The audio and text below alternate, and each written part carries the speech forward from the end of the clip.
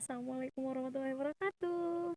Kembali lagi di channel Nurhayati Mukhtar 1712. Oke, sebelum lanjut ke videonya, jangan lupa like, comment, and subscribe ya. Dalam hitungan 1, 2, 3. Oke, selamat menonton.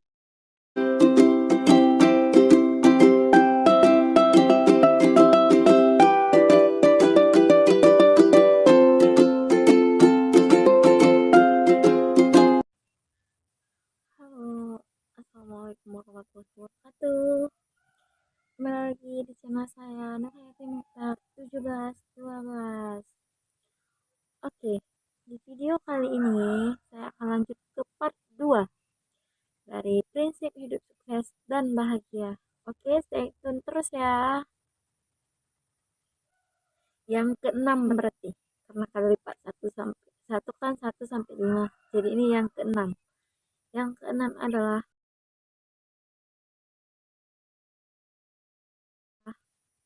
kita harus jujur melakukan sesuatu itu dengan kejujuran. Atau yang biasa disebut itu adalah hiduplah dengan kejujuran. Itu gimana sih Kak? Jadi prinsip hidup sukses itu yang keenam, berpegang teguh bahwa kehidupan kita penuh dengan kejujuran. Jangan sekali ada kebohongan, karena kalau sekali ada kebohongan maka akan menimbulkan kebohongan yang lainnya. Baik itu sekecil apapun akan menyebabkan kebohongan yang lain gitu. Jadi intinya kalian harus jujur. Mau kalian dapat A, B, C, D, E dan sebagainya, kita harus jujur. Jangan yang melenceng, maksudnya karena ini nge-YouTube. Jadi saya akan jelaskan kalau dalam artian jujur dari arah YouTube gitu, pandangan saya gitu. Jadi misalnya kita saling subscribe gitu. Kita nyari subscriber gitu. Jangan lupa subscribe ya gitu kan. Karena sekarang berhubung kalau sekarang di YouTube itu kalau yang saling subscribe dan bisa terdeteksi spam. Jadi buat menghindarin itu, dan itu pun kalau menurut saya nggak jujur sih. Cuma balik lagi, ada juga yang saling subscribe, saling jujur gitu. Jadi misalnya kita punya orang itu kan kita saling support gitu.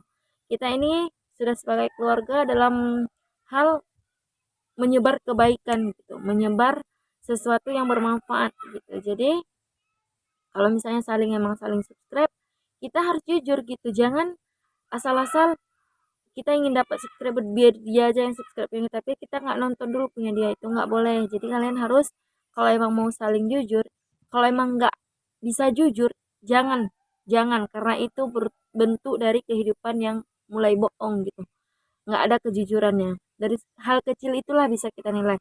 Kalau memang kalian nggak mau sub ataupun nggak mau nonton, udah bilang aja jangan gitu. Karena buat apa orang itu masuk punya kita sedangkan kita nggak jujur dari awal. Itu yang intinya awal dulu. Kalau masalah nonton itu kan hak seseorang, mau orang itu suka sama video kita, bermanfaatkah ditonton. Kalau nggak bermanfaat ya ngapain ditonton, mungkin bagi orang itu yang keenam. Ini yang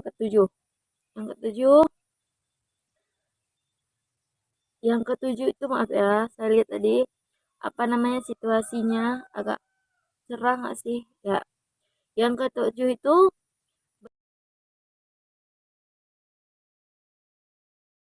berikan yang terbaik dari kemampuan kita gitu. Jangan memaksa di luar kemampuan kita. Itu prinsip hidup sukses.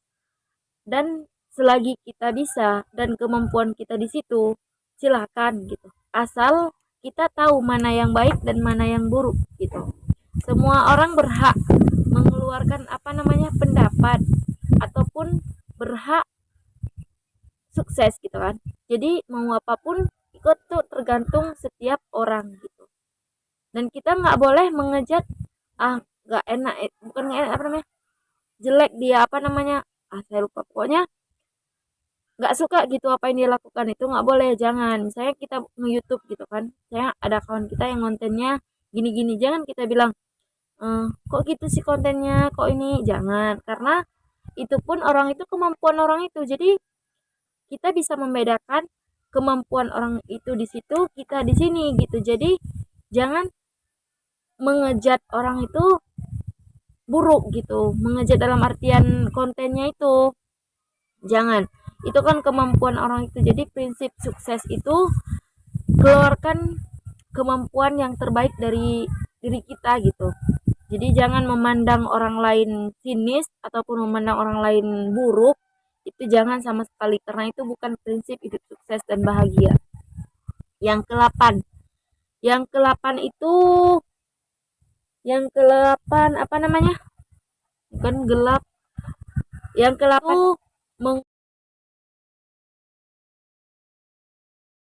mengubah cara pandang atau fokus kita ke hal-hal yang positif.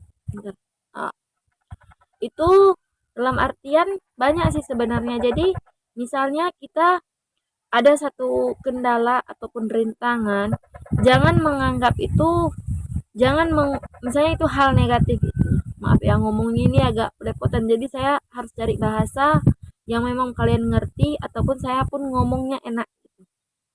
Jadi misalnya gini, jadi kalian kan itu tadi yang mengeluarkan yang terbaik, sekarang apa namanya, mengubah fokus kamu atau cara pandang kamu ke hal-hal yang positif.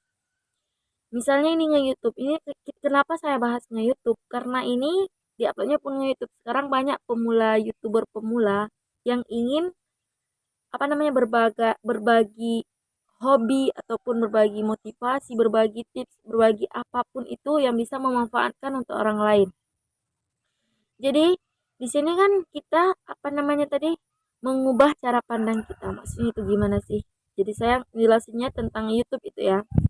Jadi kalau misalnya sekarang kan peraturan YouTube bertambah ataupun adalah syarat-syaratnya gitu buat kita dapat pun mendapatkan uang gitu kan. Jadi cerah ada. Jadi banyak itu syarat-syaratnya, misalnya harus 4.000 jam tayang, 1.000 subscriber kan banyak.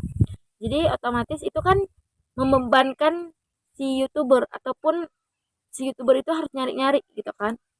Jadi jangan itu kan pikiran, kalau saya bilang itu negatif kan, maksudnya terlalu berpatok pada itu. Tapi kalau saya, bukan saya sebenarnya, banyak mungkin yang dari kalian semua coba ubah cara pandang kalian. Saya ingat aja tujuan awal yang di sini kemana saya jelaskan itu, sebelum kita pun nge-YouTube, sebelum nge-YouTube itu kita udah tahu apa namanya tujuan awal apa, kita mau nge-YouTube untuk apa. Kan kemarin ada yang bertanya di sini nih, maaf ya saya pakai tangan kiri sini. Jadi dia nanya entah kak kok pengen jadi youtuber gitu ataupun pengen nge-YouTube gitu. Saya sudah jelaskan di sini ya, di sini. Jadi nanti kalian bisa tonton, dan itu pun cara mengubah pandang kita pun butuh waktu gitu, nggak langsung kayak membalikkan telapak tangan, itu nggak mungkin karena kita harus apa namanya beradaptasi dengan pikiran kita atau pola pikir cara pandang kita yang baru gitu. Itu yang ke-8. Yang ke-9,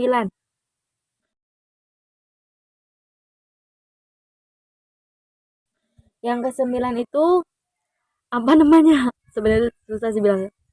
Jangan mengejar, kalau bahasa sekarang cuan sih, cuan. Siapa sih yang nggak mengejar uang gitu kan, maksudnya siapa sih yang nggak butuh uang.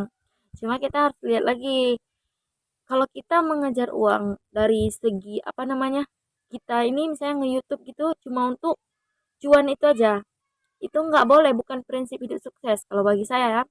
Ini kan berbagi, jadi kalau menurut saya gini, kalau menurut kalian gitu nanti mungkin bisa di kolom komentar. Kalau bagi saya, kalau udah mikirin yang pertama itu cuan, itu bukan salah sih sebenarnya, cuma harus kalian ubah dulu kalau mau yang hidup sukses dan bahagia. Karena kalau misalnya kita duluan cuan, maksudnya nggak ada yang tujuan misalnya lain, itu akan mengakibatkan kalau kita udah dapat cuan, kita nggak mau berusaha lagi atau belajar lagi. Yang seperti di part pertama tadi, yang keempat itu kan ada yang apa namanya, oh lima, itu belajar, terus belajar gitu. Jadi buat kalian kalau emang mau ngejar cuan boleh, nggak ada yang larang, kan itu hak setiap orang gitu, mau berusaha bisa usaha ini, banyak usahanya sekarang. Jadi intinya di sini jangan mencari cuan, jangan meletakkan cuan itu di nomor satu. Maksudnya gini, kita harus meletakkan saya Kalian jangan tanya saya, tapi ini berbagi motivasi ya. Jadi kalau kalian ingat tujuan awal, misalnya tujuan awal kita ingin membahagiakan orang tua, membahagiakan gimana kak, gitu kan? Jadi membahagiakan ya dalam bentuk orang itu bisa lihat kita memotivasi banyak orang ataupun bisa sharing sama orang banyak. Jadi mungkin orang itu ada dalam masalah mendengar kita ngomong ataupun berbagi kita, bisa jadi orang itu oh betul juga ya gitu. Jadi kalau saya jangan menempatkan cuan di nomor pertama. Yang ke-10 nih terakhir di part 2. Oke. Yang 10 itu mohon maaf bentar ya, bentar. Yang ke-10 itu apa namanya? Tunggu dulu. Ah, maaf ya. Cuma dah. Yang ke-10 itu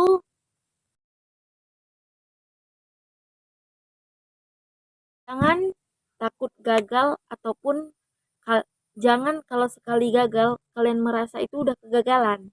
Jangan.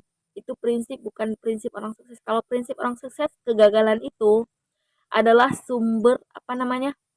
Kekuatan kita untuk bangkit gitu. Untuk bangkit dari masa yang kegagalan itu karena saya percaya ataupun saya yakin setiap usaha ataupun setiap apa namanya belajar tidak tidak luput dari kegagalan, baik itu kegagalan dari segi apa namanya rintangan ataupun kegagalan yang parah-parah yang bawah kali ataupun kegagalan yang misalnya 1,2 lah, yang 1 2 itulah. Intinya kalian harus belajar dari kegagalan. Jadi kalau mau kalian sukses dan bahagia, belajarlah dari kegagalan. Karena kegagalan itu penting, bukan penting yang kita harus usaha harus ada gagal jadi itu nggak semua, tapi kebanyakan usaha itu perlu yang namanya kegagalan. Jadi buat kalian semua ini masih banyak yang ada 10 lagi prinsip hidup sukses dan bahagia nanti dilanjut di part 3 ya.